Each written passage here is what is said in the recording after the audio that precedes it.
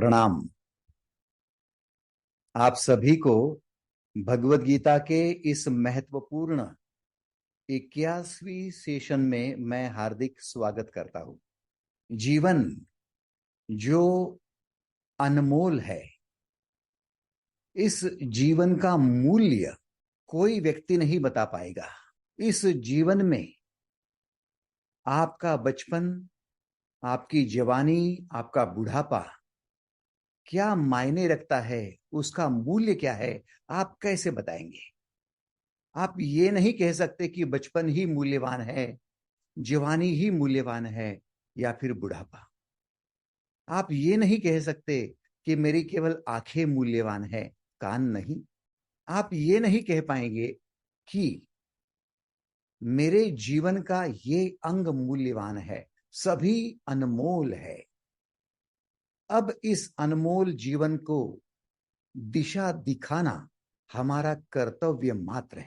जीवन की दिशा या फिर जीवन की दशा, सब कुछ हम खुद पर ही निर्भर है। और इसीलिए है भगवत गीता। गीता का यह महत्वपूर्ण सेशन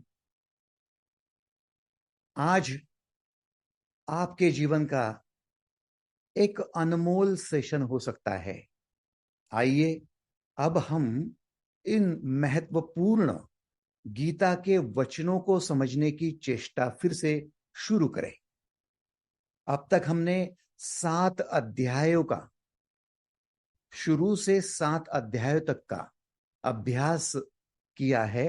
अब हम 8वें सेशन में प्रवेश करने जा रहे हैं। बड़ा महत्वपूर्ण सेशन है, बड़ा महत्वपूर्ण खंड है, बड़ा महत्वपूर्ण योग है।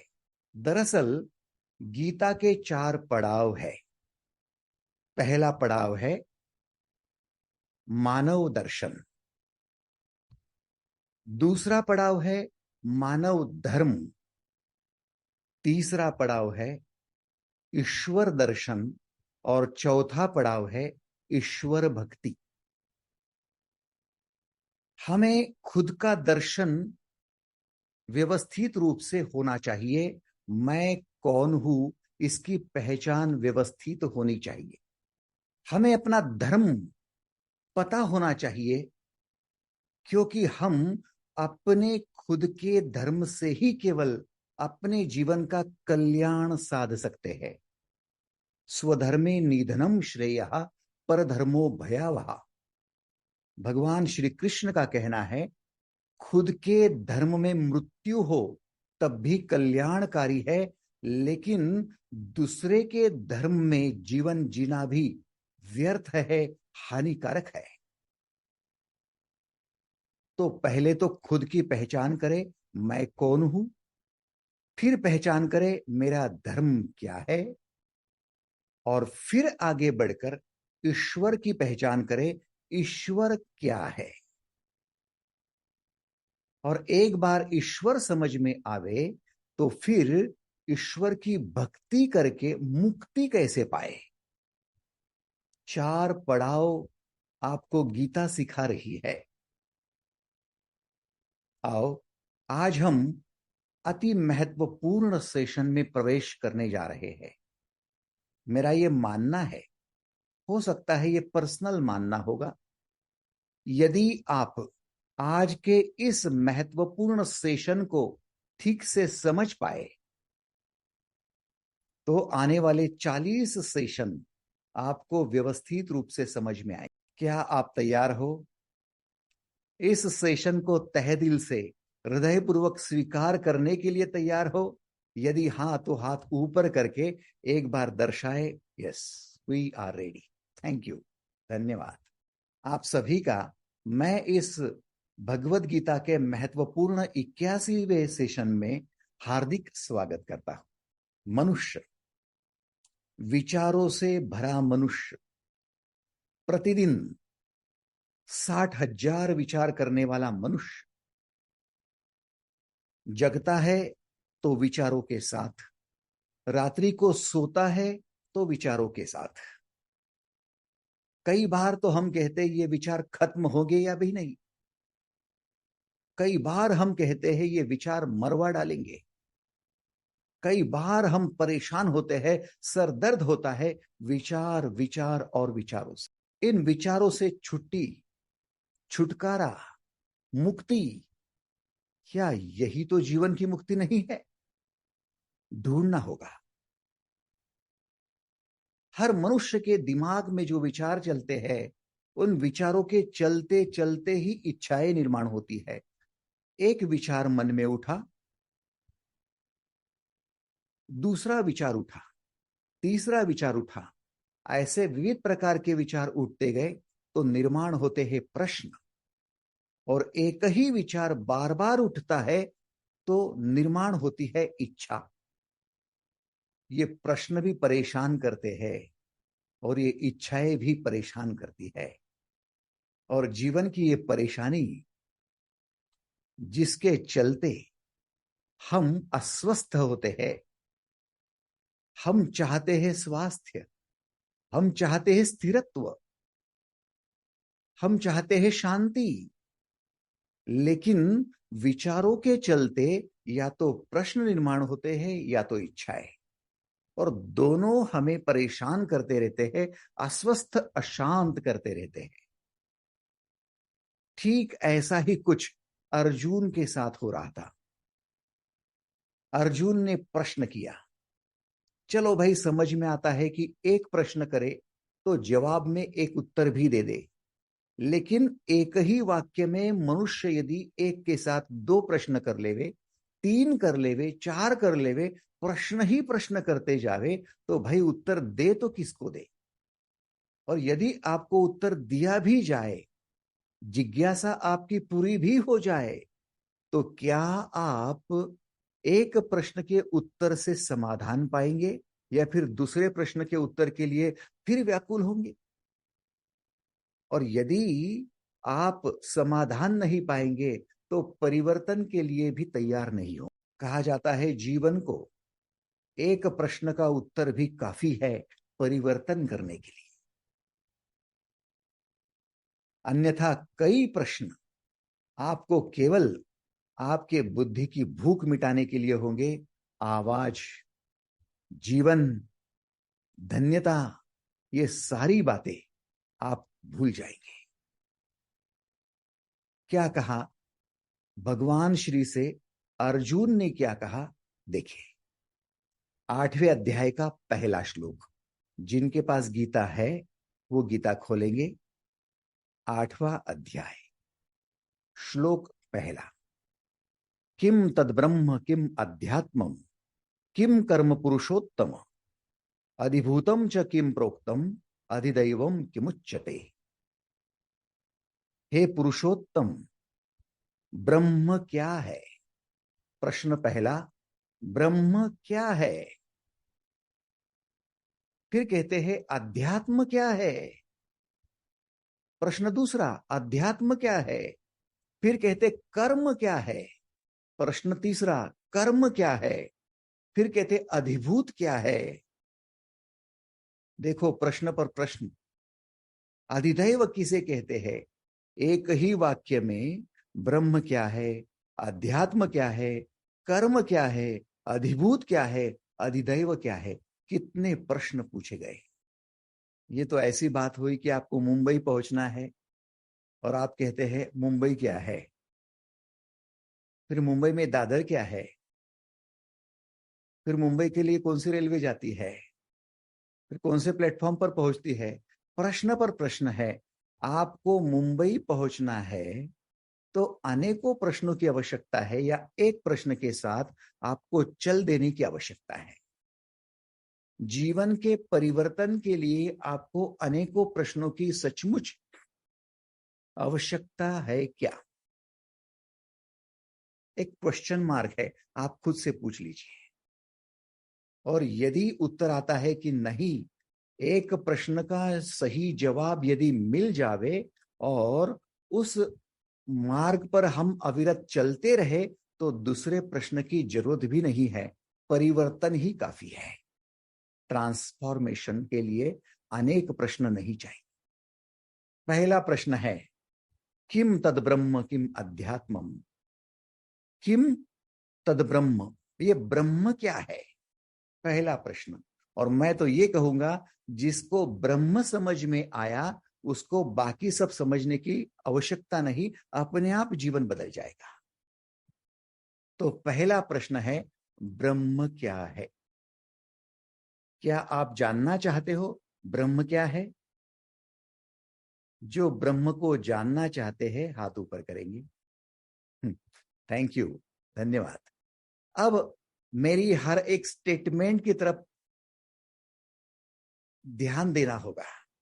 ब्रह्म, जिसका नाम आपने बचपन से सुन रखा है, लेकिन जिसकी व्याख्या सही सही क्या है ये आपको भले पता नहीं होगी। ब्रह्म क्या है? भगवान श्री का उत्तर भी वैसा है। ब्रह्म क्या है? 8वें अध्याय का 3रा श्लोक देखो, क्या है ब्रह्म। भगवान कहते हैं अक्षरम ब्रह्म परमम स्वभावो अध्यात्मम उच्यते भूत भावोद्भव करो विसर्गः कर्म संगीतः। अर्थात परम अक्षर अर्थात अनश्वर ही ब्रह्म है। आगे के जवाब हम बाद में लेंगे। परम अक्षर ही ब्रह्म है। आओ समझने की कोशिश करो। इस विश्व में 2 बातें हमेशा देखने को मिलेंगी। एक, जो नश्वर है अर्थात जो जन्मती है और मरती है, और दूसरी एक जो जन्मती ही नहीं और मरती भी नहीं, जो अनश्वर है, जो अमर है, अविनाशी है, जिसका जन्म ही नहीं, जिसकी मृत्यु ही नहीं, ऐसा वो ब्रह्म है। अब मेरी तरफ ध्यान देंगे आप। आपको इस विश्व में जो कुछ दिखाई दे रहा है, जिस जिस रूप में जो जो दिखाई दे रहा है, वो सब कुछ नश्वर है। क्या इसका मतलब ये कहेंगे कि जिसे जिसे रूप है वो नश्वर है? आपने पत्थर देखा, पत्थर का एक रूप है। पत्थर जन्मता है, पत्थर मरता है, अर्थात पत्थर की मिट्टी हो जाती। आपने मनुष्य को देखा, मनुष्य जन्मता है, मनुष्य मरता है। जन्म और मृत्यु ये नश्वरता है। चींटी देखी, हाथी देखा, पंछी देखा, जो जन्मता है वो मरता है।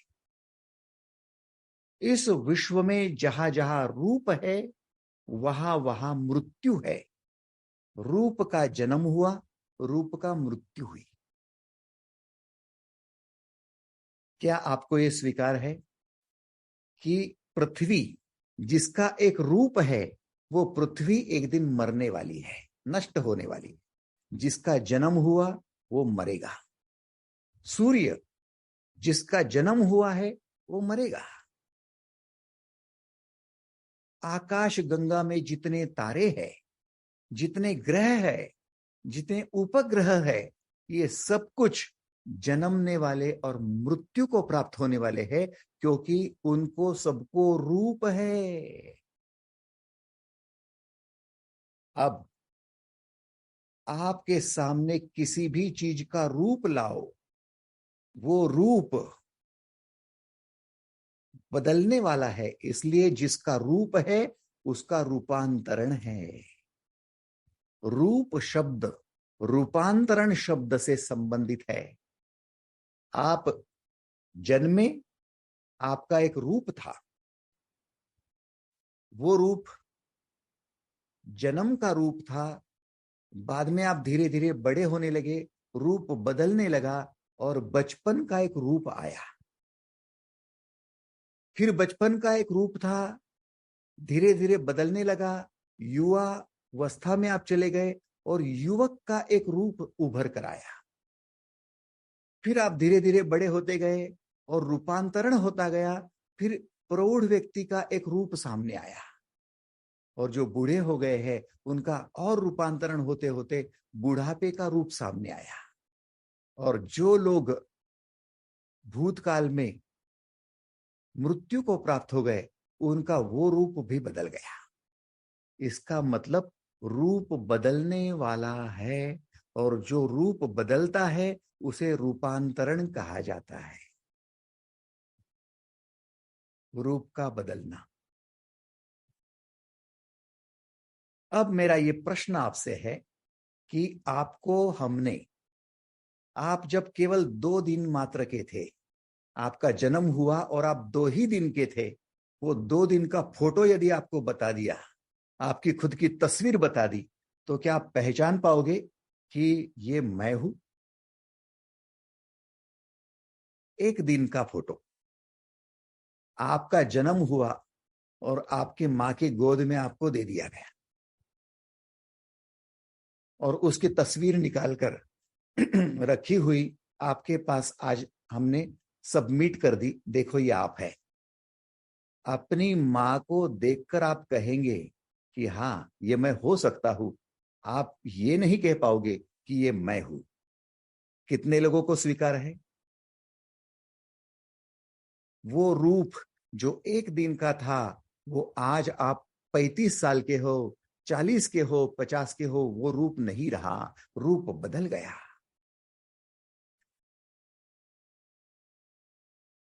रूपांतरण हो गया। वो रूप नश्वर था। फिर वो रूप यदि नश्वर है और वो बदलते जा रहा है, तो आप खुद की पहचान ऐसे कैसे कर सकते हैं कि ये चेहरा ये मैं हूं? कल तो वो चेहरा कुछ और था, आज तो ये चेहरा कुछ और है, कल ये चेहरा कुछ और हो जाएगा। फिर आप ये दावे से कैसे कह सकते हो कि ये मैं हूं? प्रश्न पूछा गया, मैं कौन हूं? और आप अपना रूप देखकर, आईने में रूप देखकर, फोटो में देखकर कहते ये मैं हूं। हालांकि ये तो बदलते जा रहा है, ये नश्वर है। और जो जो नश्वर है उस रूप का रूपांतरण हो रहा है, और वो नश्वर होने की वजह से उसका जन्म और मृत्यु निश्चित है। बचपन की मृत्यु जवानी की शुरुआत, जवानी की मृत्यु बुढ़ापे की शुरुआत, बुढ़ापे की मृत्यु दूसरे जन्म की शुरुआत। स्वीकार है? तो इसका मतलब ये रहा कि आप अपने रूप से खुद की पहचान नहीं करा सकते। दूसरी बात, जहां जहां रूप है वहां वहां जन्म और मृत्यु निश्चित है। रूप के साथ जन्म है, रूप के साथ मृत्यु है। और ब्रह्म क्या है? भगवान श्री कहते हैं अक्षरम पर ब्रह्म, ब्रह्म परमम। अक्षर ब्रह्म परमम, अर्थात आपका ब्रह्म अक्षर है, उसका कभी जन्म नहीं होता, उसका कभी मृत्यु नहीं होता। वो ब्रह्म अमर है। तो भाई साहब, हमारा बचपन भी तो मर गया, जवानी भी तो मर रही है, बुढ़ापा भी तो मरेगा। हमारा ये रूप भी तो मरा, वो रूप भी तो मरा। ऐसे कई जन्मों तक ये रूप मरते जा रहे हैं और हम उसकी पहचान करते जा रहे हैं और करने की कोशिश कर रहे हैं और कहते हैं कि ये सब कुछ है। नहीं, इसके परे जो जन्मता नहीं, जो मरता नहीं, वो ब्रह्म, उसको समझना है। कैसे समझेंगे? आओ। पानी का अपना एक रूप है, और आप पानी को देखकर, तरल द्रव्य को देखकर पहचान करने की कोशिश करेंगे कि ये पानी है, तो पानी का रूप देखकर आप कहेंगे ये पानी है। और उसी पानी की भाप हो गई तो भाप होगी या नहीं? पानी की भाप हो सकती है या नहीं हो सकती? बोलो। हो सकती है ना? पानी का बर्फ होगा या नहीं? हो सकता है या नहीं? बोलो। हो सकता है। इसका मतलब पानी का अपना एक रूप है, और उसका रूपांतरण कर दो तो भाप बनेगी, रूपांतरण कर दो तो बर्फ बनेगा। रूप का रूपांतरण संभव है। अब पानी भी वही है, भाप भी वही है, केवल रूप बदल गया है। आप समझने की चेष्टा करो। बर्फ भी वही है, पानी भी वही है, भाप भी वही है, केवल रूपांतरण हो गया है, रूप बदल गया है। अब मेरा प्रश्न यह है कि पानी जब भाप बन रहा है या पानी जब बर्फ बन रहा है, तो दोनों के रूप में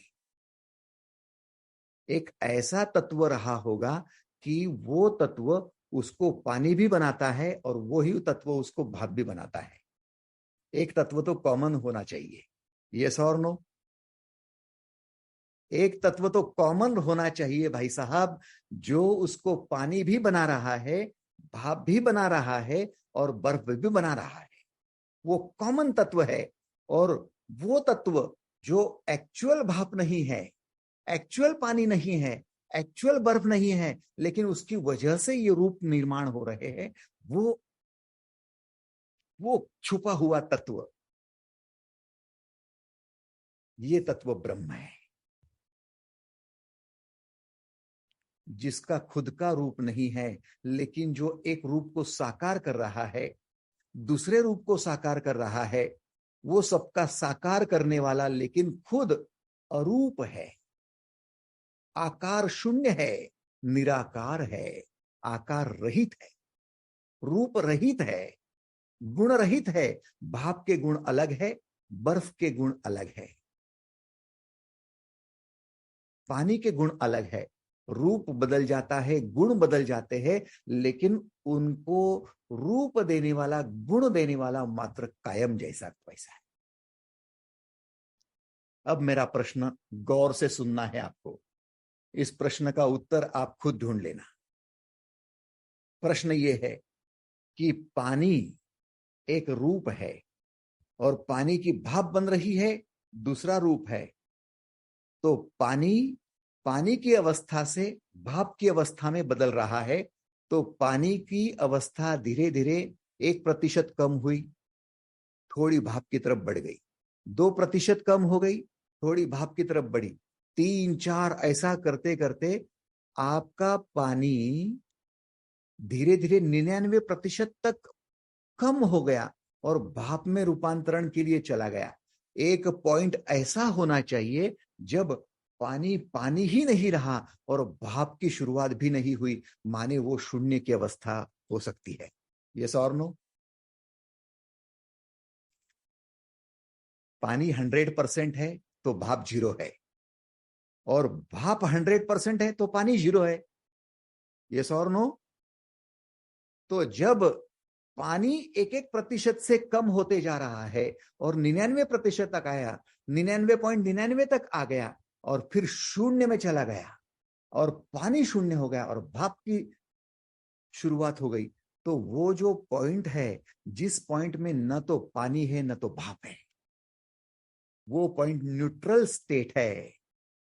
वो न्यूट्रल स्टेट ही ब्रह्म है।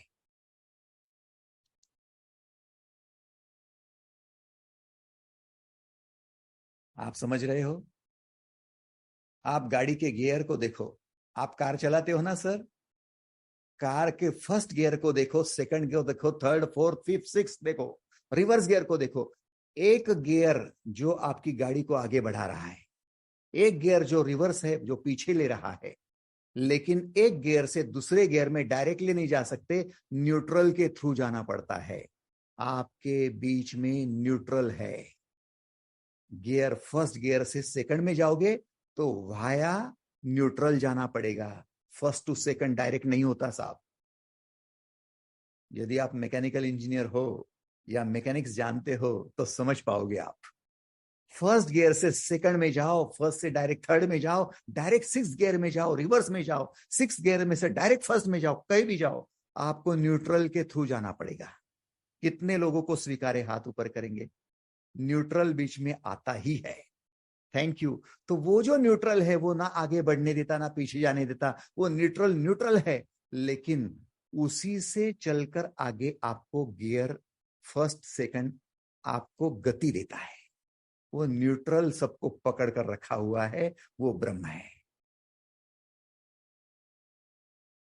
बिना न्यूट्रल के गियर कहा, बिना न्यूट्रल के गति वाले गियर कहा।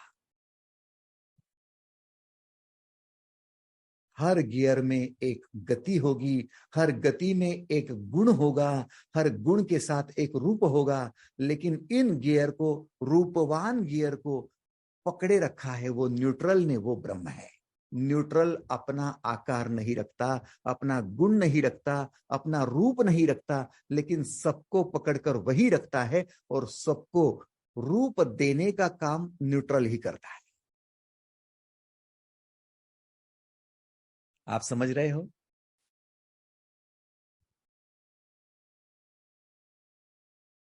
तो आपके बचपन की मृत्यु हुई और जवानी की शुरुआत हो गई। बचपन की मृत्यु, जवानी की शुरुआत, जवानी की मृत्यु, बुढ़ापे की शुरुआत। कितने लोगों को स्वीकार है? Thank you, thank you. अब बचपन 100% जब खत्म हुआ और जवानी स्टार्ट हो गई, तो दोनों के बीच में एक न्यूट्रल रहा होगा।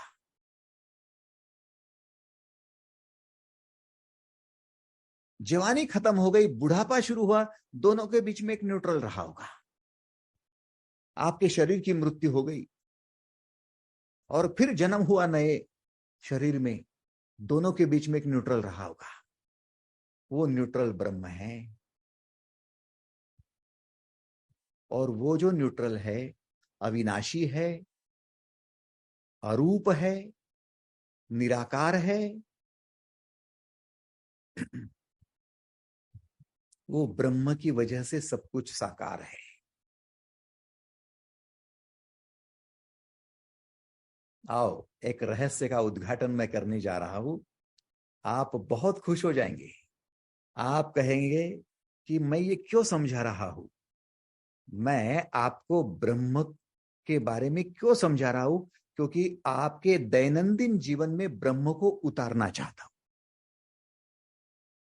मैं थ्योरेटिकल बात नहीं करने में इंटरेस्ट ले रहा हूं, मैं आपके दैनंदिन जीवन को ब्रह्म से सिंचित करना चाहता हूं। क्या आप तैयार हो? यदि तैयार हो तो फिर हाथ ऊपर करके एक बार कंसेंट दे देंगे। धन्यवाद, थैंक यू, थैंक यू। अब देखना, जिन जिन बातों को रूप है, वे सब बातें नश्वर है, और जिसको रूप ही नहीं है, वो न्यूट्रल, वो न्यूट्रल, वो सब रूप को साकार करने वाला ब्रह्म है।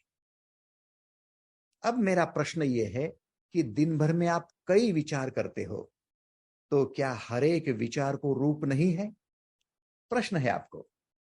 आपका जो भी विचार निर्माण होता है, वो विचार का जन्म हुआ और विचार खत्म हुआ, माने विचार नष्ट हुआ।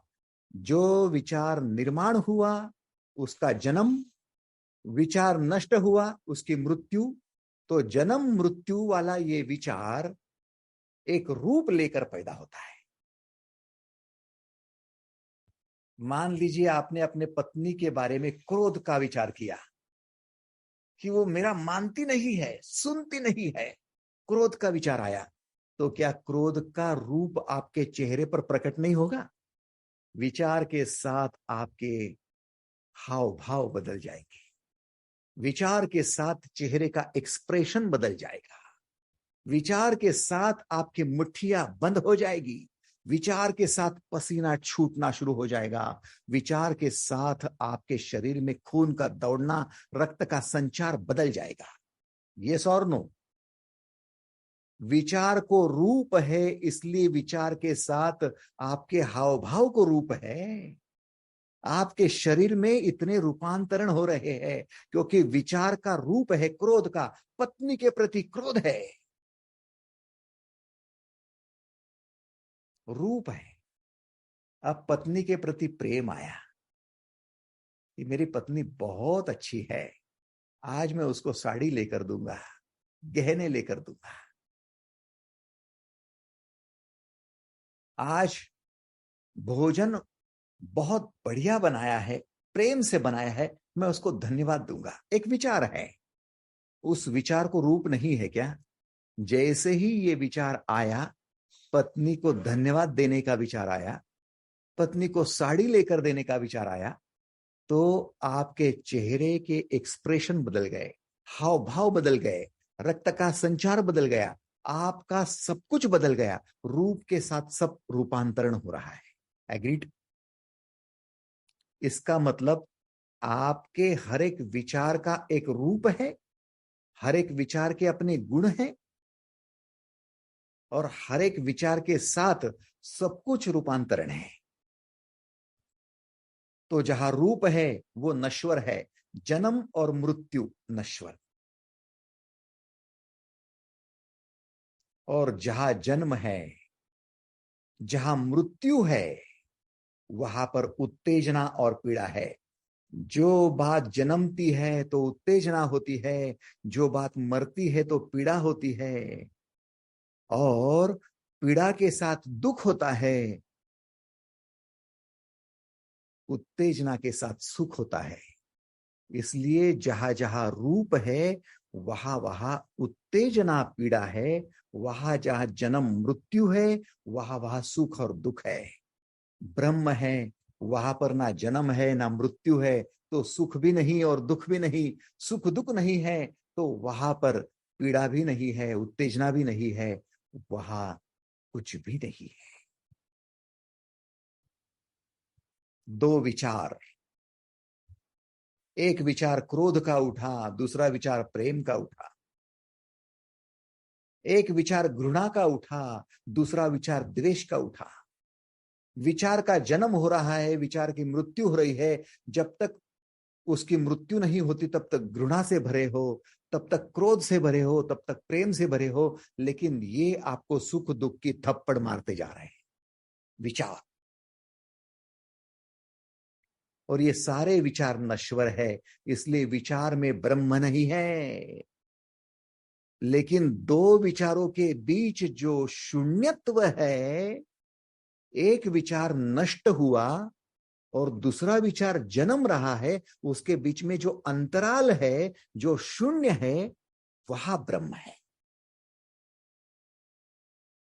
दो विचारों के बीच में जो न्यूट्रल स्टेट है, मेरा स्टेटमेंट ध्यान से सुनो प्लीज प्लीज।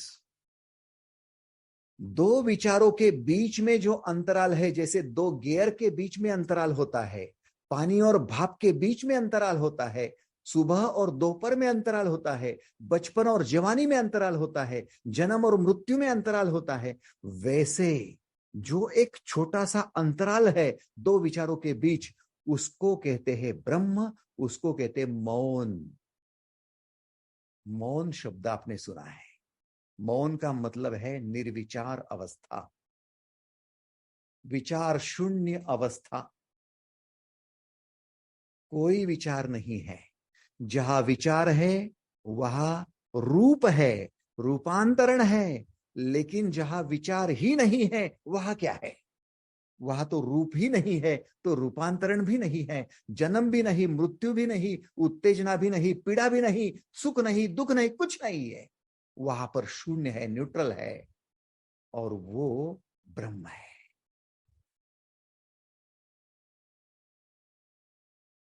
इसलिए मौन को ग्रहण करना साधना कहलाता है। मौन साधना। विचार साधना शब्द कभी सुना है आपने? विचार की साधना नहीं होती माई बहन जी।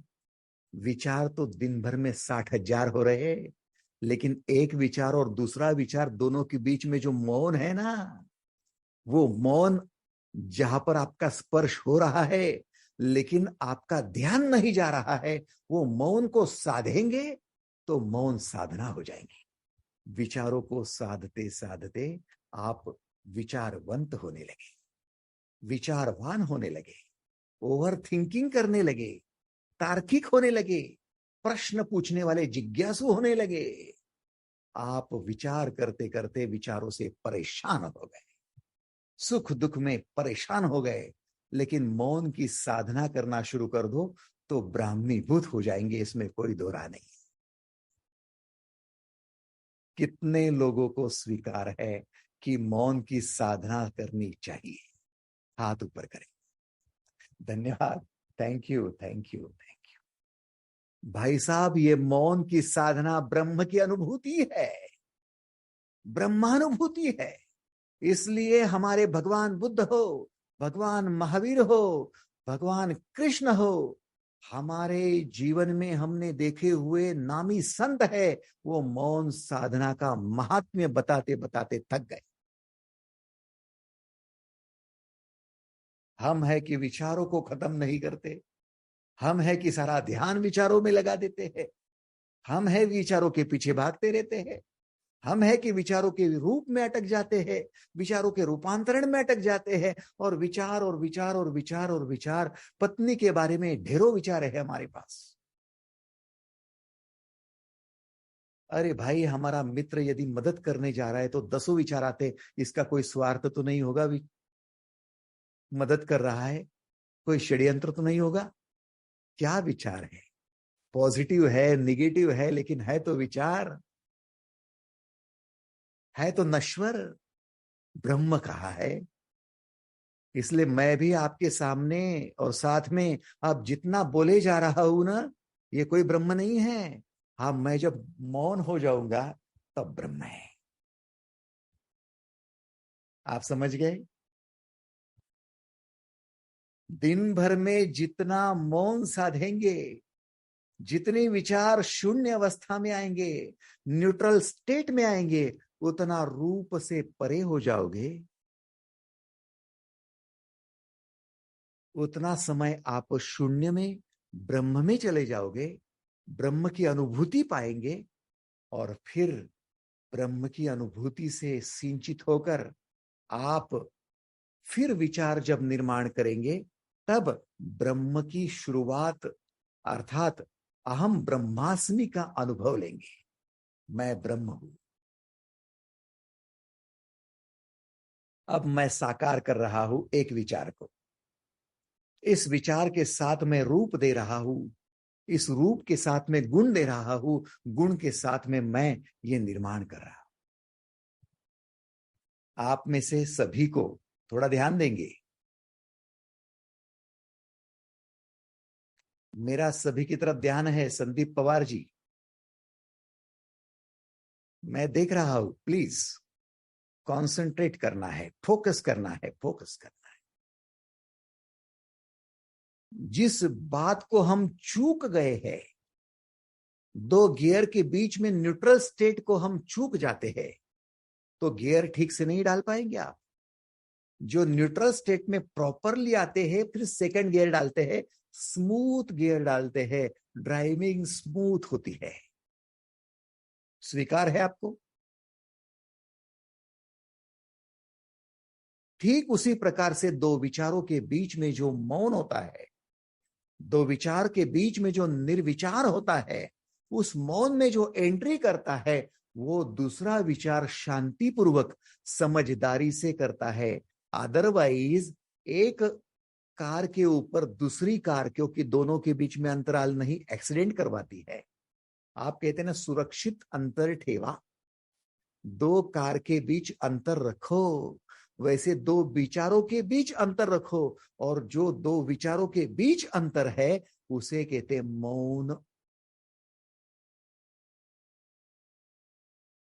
मन प्रसाद सौम्यत्व मौनमात्म विनिग्रह भावरितेत संशुद्धि तपोमान समुच्यते।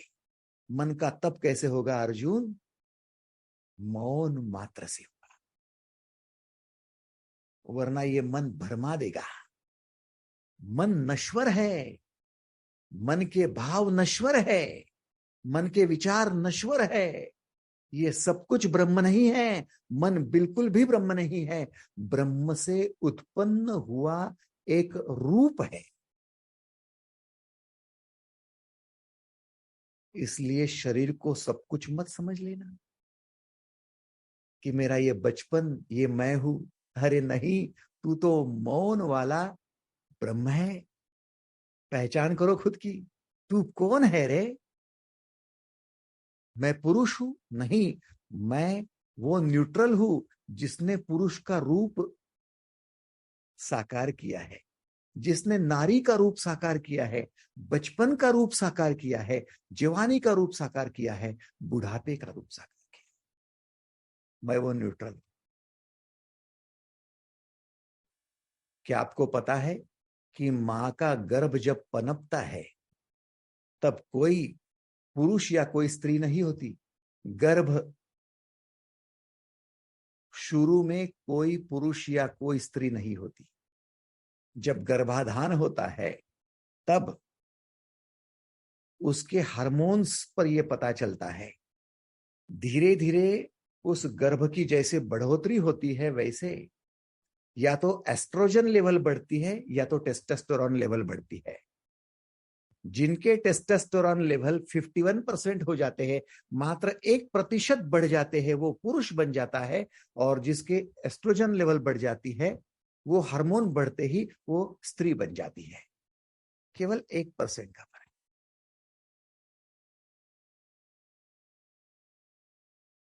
और फिर स्त्रैण गुणधर्म आ जाते हैं। थोड़ा ध्यान देना, जो विचार है वो विचार रूप पैदा करता है, गुण पैदा करता है, और उसी से सब चलता है।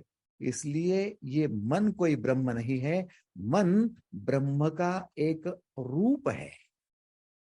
दिमाग ब्रह्म का एक रूप है, शरीर ब्रह्म का एक रूप है। और आप शरीर को कहते मैं हूं, मन को कहते मैं हूं, दिमाग को कहते मैं हूं। अरे ये कुछ भी नहीं, आप इनको सबको रूप देने वाले ब्रह्म हो। अहम ब्रह्मास्मि, मैं वो न्यूट्रल हूं। इसलिए तो बचपन मरता है, जवानी शुरुआत होती है, मैं नहीं मरता, मैं वैसे के वैसे रहता हूं। बचपन को भी मैंने देखा, जवानी को भी मैंने देखा, बुढ़ापे को मैं देख रहा हूं। वो सब कुछ सबके पीछे होने वाला अविनाशी अरूप मैं हूं, वो ब्रह्म मैं हूं। वो मौन आपको साधने की आवश्यकता है।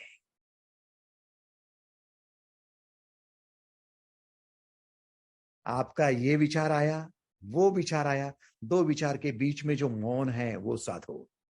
कितने लोग मौन साधने के लिए और मौन की साधना करने के लिए आज से तत्पर है? हाथ ऊपर करेंगे। Thank you, thank you. अब मैं बहुत बड़ा रहस्य आपके सामने खोलूंगा।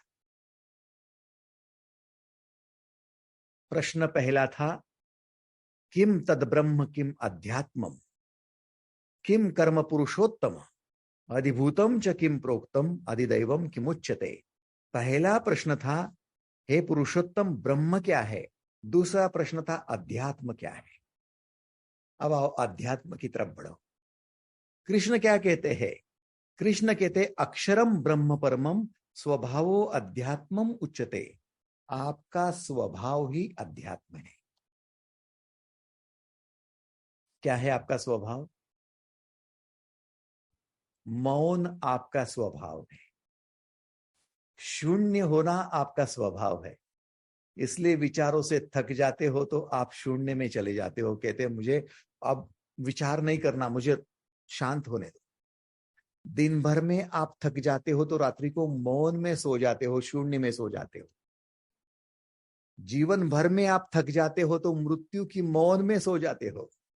आपका स्वभाव शून्य का स्वभाव है, न्यूट्रल का स्वभाव है, और वहीं से आप फिर से स्टार्ट करते हो।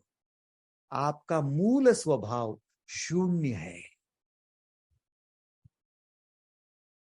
आप कहेंगे कि आपके कार का मूल स्वभाव क्या है?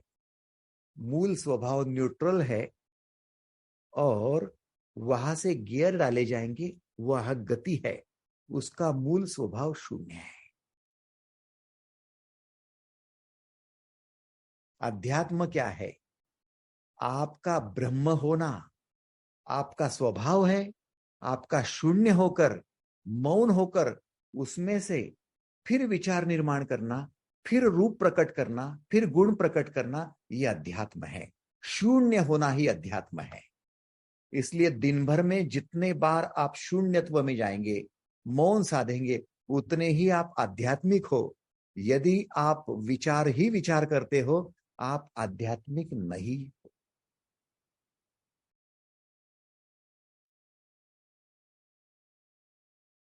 आपका मूल स्वभाव आध्यात्म है।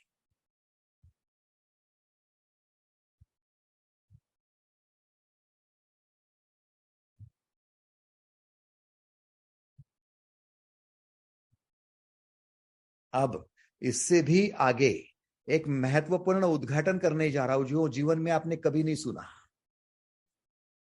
कभी सोचा भी नहीं है। कृष्ण ने क्या जवाब दे दिया।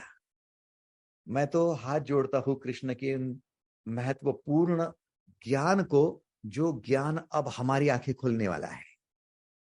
क्योंकि तीसरा प्रश्न था, कर्म क्या है? किम तद ब्रह्म किम अध्यात्मम किम कर्म पुरुषोत्तम। हे पुरुषोत्तम, कर्म क्या है?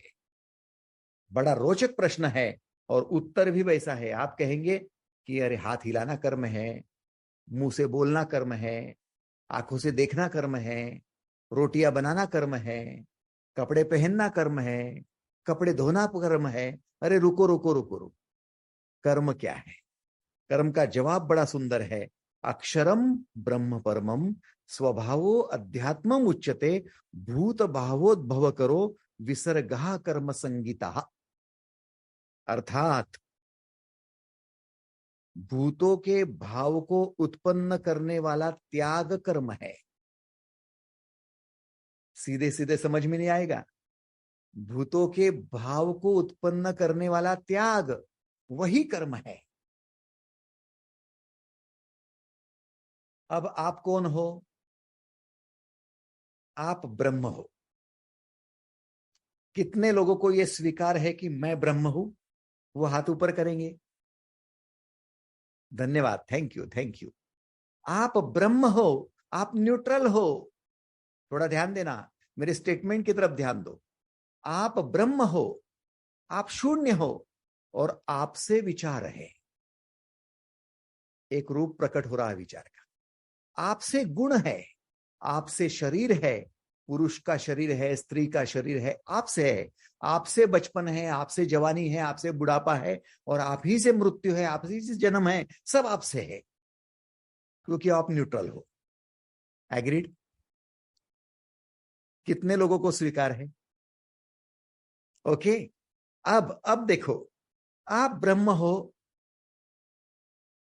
आपकी अवस्था क्या है? आपकी शून्यावस्था ही आपकी मूल अवस्था है। आपने उस शून्यावस्था का त्याग किया और एक विचार निर्माण किया। माने आपने अपने खुद की त्याग करके विचार को रूप दिया। ये हुआ विचार का कर्म। आपने खुद की अवस्था का त्याग करके गुण निर्माण किया। अपनी ब्रह्म अवस्था का, न्यूट्रल स्टेट का त्याग किया और गेयर डाला। गुण का गेयर डाला, रूप का गेयर डाला, बचपन का गेयर डाला, जवानी का डाला, इस शरीर का डाला, उस शरीर का डाला। आपने खुद का त्याग किया, ब्राह्मी अवस्था का त्याग किया, और जो कुछ घटा वो सारे कर्म है।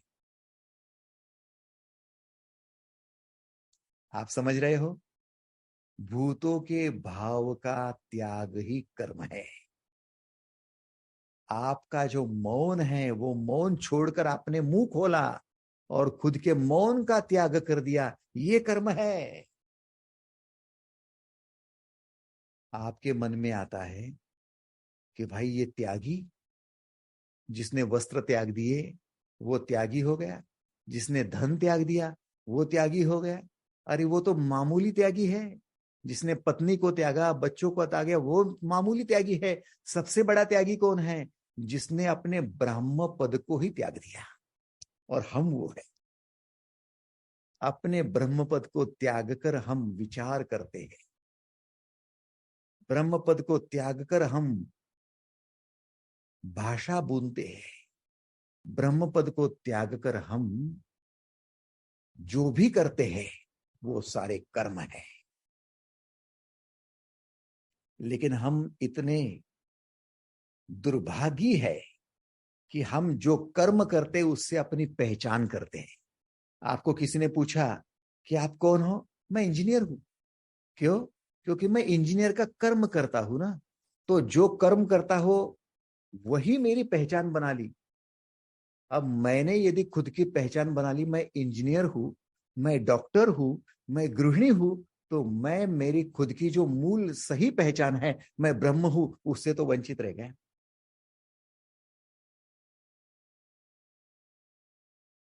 आप समझ रहे हो? आप कर्म करो या कर्म न करो मतलब का नहीं है। कर्म बिल्कुल मत त्यागो, लेकिन कर्म से अपनी पहचान मत बनाओ।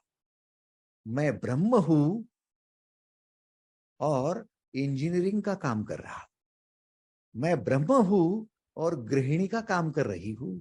मैं ब्रह्म हूं और रसोई बना रही हूं। मैं ब्रह्म हूं और कपड़े धो रही हूं। मैं कोई धोबी नहीं हूं। मैं ब्रह्म हूं, धोबी का काम करता हूं। मैं कोई दर्जी नहीं हूं। मैं ब्रह्म हूं, दर्जी का काम कर रहा हूं। मैं कोई माली नहीं हूं। मैं कोई कोली नहीं हूं। मैं ब्रह्म हूं, मैं माली का काम करता हूं। आप कर्म करो लेकिन पहचान अपनी रखो। क्यों? क्योंकि आप यदि इंजीनियर की पहचान बना लेंगे, माली या कोली की पहचान बना लेंगे, आप यदि डॉक्टर की पहचान बना लेंगे, तो ब्रह्म से हाथ धो बैठेंगे, बहुत दूर तक चलेंगे और इंजीनियर बन के ही मरेंगे। और फिर जन्मेंगे तो इंजीनियर बनकर ही जन्मेंगे। फिर ब्रह्म की अनुभूति नहीं होगी और मृत्यु के समय आप अपने खुद की अवस्था में, अपने स्वरूप में पहुंच भी नहीं पाएंगे। आप समझ रहे हो? अपनी जाति से पहचान करने वाले लोगों, कोई जाति से आपका संबंध नहीं है। ना आप माली हो, ना कोली हो, ना दर्जी हो, ना धोबी हो, ना कुछ कुछ भी नहीं हो। आप हो तो ब्रह्म हो।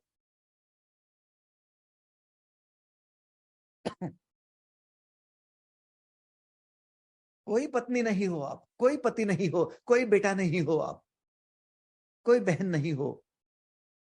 वो तो सारे कर्म हो रहे। बहन के कर्म कर रही हूं तो ब्रह्म। भाई के कर्म कर रहा हूं तो ब्रह्म। पति के कर्म कर रहा हूं लेकिन हूं तो ब्रह्म। अपनी रियल पहचान, अहम ब्रह्मास्मि, मैं ब्रह्म हूं, उसको भूलो नहीं।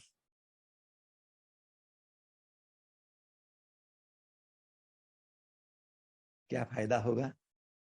आप अपनी रियल पहचान से, मैं कौन हूं, इससे वाकिफ हो जाओगे और अपने खुद में गोता मारने के लिए थोड़ा समय निकालेंगे और मौन साधना के लिए तैयार हो जाओगे। क्योंकि विचार शून्य अवस्था में, मौन में ब्रह्म की अनुभूति आने वाली। विचारों में नहीं। पत्नी बनकर रह जाने में आपको ब्रह्म नहीं मिलेगा। पति बनकर रह जाने में, भाई बहन बनकर रह जाने में, या फिर माली कोली बनकर रह जाने में आपको ब्रह्म मिलना ही नहीं है।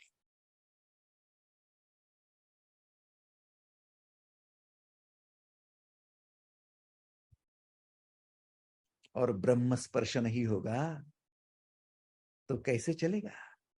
इसलिए जो ज्ञान दिया जा रहा है इसे कहते हैं ब्रह्म ज्ञान।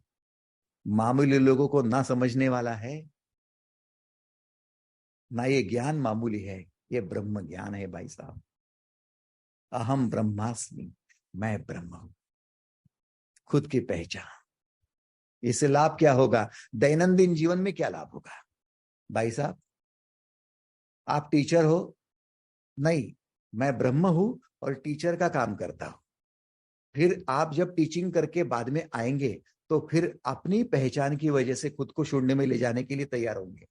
लेकिन मैं टीचर हूं तो टीचर ही रह जाओगे, ब्रह्म तक पहुंचेंगे ही नहीं, शून्य तक जाएंगे ही नहीं, मौन के लिए तैयार ही नहीं होंगे। क्या स्वीकार है आपको? मैं जो स्टेटमेंट कर रहा हूं, क्या आपको यह स्वीकार है? टीचर ही टीचर बनकर रह जाओगे, ब्रह्म तक जाएंगे कब? अब मेरा अगला प्रश्न है, आप कौन हो भाई साहब? टीचर हो या ब्रह्म हो? ब्रह्म हो। आप इंजीनियर हो या ब्रह्म हो?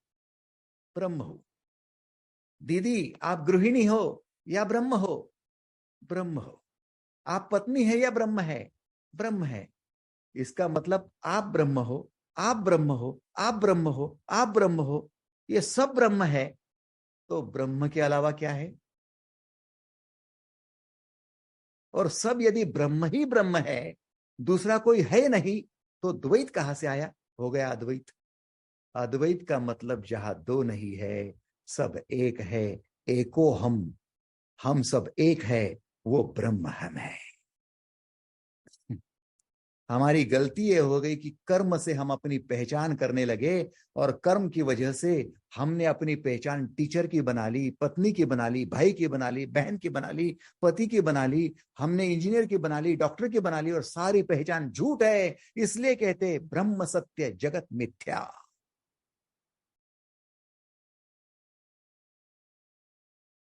सुना है ना? संतों से वचन सुना है ना? ब्रह्म सत्य जगत मिथ्या। मिथ्या कैसे हुआ? आपने कर्म के साथ अपनी पहचान बनाने की चेष्टा की, ये मिथ्या है। आप ब्रह्म बनकर रहो, बाकी सब निर्माण कर सकते। विठ्ठला तू वेडा कुंभार, तूच घडविशी, तूच मोडीशी, न कळे यातून काय जोडीशी। विठ्ठला तू वेडा कुंभार। ब्रह्मा तूने टीचर बनकर दिखाया, पति बनकर दिखाया, इंजीनियर बनकर दिखाया, डॉक्टर बनकर दिखाया, और तू ब्रह्म के ब्रह्म रह गया। वाह, तू तो आध्यात्मिक बन गया रे। कर्म तो सब किए, लेकिन किसी की छुआछूत तुझे रही हुई, तू मौन में फिर चला गया। और मौन में आना, फिर मौन से बाहर निकलकर त्याग कर कर, अपने खुद का त्याग करके कर्म करना, फिर अपने ब्रह्मावस्था में आना, यही तो मौज है। वारी मौज फकीर आंदी, फकीर की मौज है। किसने कहा कि दाढ़ी बढ़ा ली तो फकीर हो गया? रुद्राक्ष की गाला माला गले में डाल दी तो फकीर हो गया? फकीर कैसा है ये देखो, ये फकीर है। फकीर कैसा? कर्म भी करता है और अपनी पहचान भी नहीं भूलता है। इसने पूछा आपको कौन हो आप, तो दावा कर देना मैं ब्रह्म हूं। कैसे? अरे मैं न्यूट्रल हूं। मुझी से रूप होता है, अक्षर होता है। मुझी से विचार आते हैं, मुझी से सब होते हैं। मैं वो सब हूं, मैं ही वो सब। क्या आपको स्वीकार है? यदि स्वीकार है तो हाथ ऊपर करेंगे। धन्यवाद।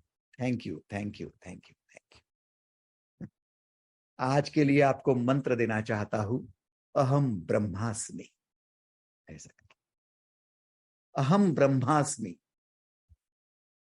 मैं ब्रह्म हूं, मैं ब्रह्म हूं। मंत्र जाप करना और फिर मौन साधना कर लेना। अपने खुद के साथ में जुड़ जाना, स्वरूप के साथ जुड़ जाना, आध्यात्मिक बन जाना। और फिर उसके लिए कैसे मंत्र पे मंत्र बढ़ाते जाना है, और कौन सा मंत्र आपके विचारों को काटेगा, अगले सेशन में। आज के लिए बस इतना ही। धन्यवाद।